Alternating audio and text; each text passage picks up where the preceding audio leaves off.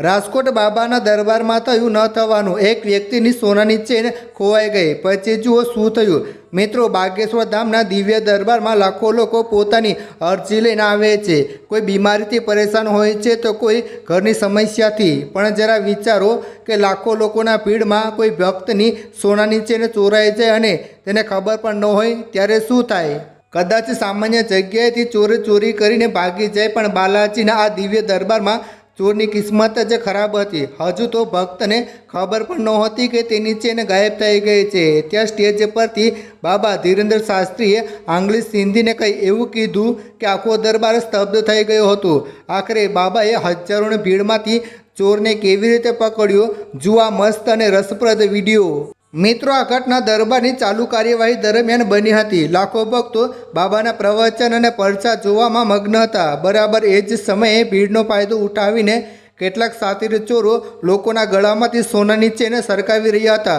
ચોરોને એમ કે આટલી મોટી મેદનીમાંથી કોને ખબર પડવાની છે, પણ તેઓ ભૂલી ગયા હતા કે સ્ટેજ પર બેઠેલા બાબાની નજર આખા પંડાલ પર હતી। બાબા અચાનક કથા અટકાવીને માઇકમાં ગર્જના કરે છે, 1 મિનિટ, જરા થોભો, પેલા ખૂણામાં જે માણસ બેઠો છે એના પર નજર રાખો।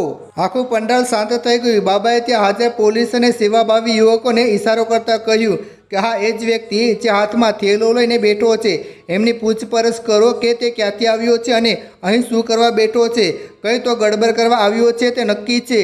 પહેલાં તો લોકોને લાગ્યું કે કદાચ કોઈ સામાન્ય પૂછપરછ હશે, પરંતુ આગળ જે બાબાએ માઇક પર કીધું તે સાંભળીને ત્યાં હાજર સુરક્ષા કર્મીઓ પણ હેરાન રહી ગયા હતા। બાબાએ લાઈવ દરબારમાં મોટો ખુલાસો કરતાં કીધું કે અત્યારે પંડાલમાં 2 લોકોની સોનાની ચેન ચોરાઈ ગઈ છે અને આ કોઈ એકાદ ચોર નથી, પરંતુ આખી ગેંગ છે જે બહારથી સ્પેશિયલ ચોરી કરવા માટે અહીં ટપકી છે। ગુરુદેવના આદેશ છૂટતા જ સુરક્ષા કર્મીઓએ એ શંકાસ્પદ વ્યક્તિને ઘેરી લીધો। જ્યારે તેની તલાશી લેવામાં આવી અને કડકાઈથી પૂછપરછ કરવામાં આવી ત્યારે બાબાની વાત 100% સાચી નીકળી। એ લોકો પાસેથી ચોરેલી ચેન મળી આવી અને જે લોકોની ચેન ખોવાઈ હતી તેઓ તો આ ચમત્કાર જોઈને બાબાના ચરણોમાં નમી પડ્યા અને આખો દરબાર બાગેશ્વર બાબા કી જય ના નારાથી ગુંજી ઉઠ્યો।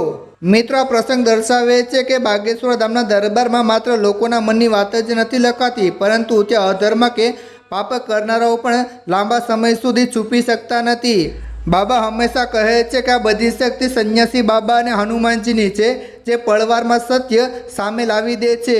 તમને આ બાબાનો ચોર પકડવાનો રસપ્રદ પ્રસંગ કેવો લાગ્યો? શું તમે ક્યારે બાગેશ્વર દરબારમાં ગયા છો અને લાઈવ ચમત્કાર જોયો છે?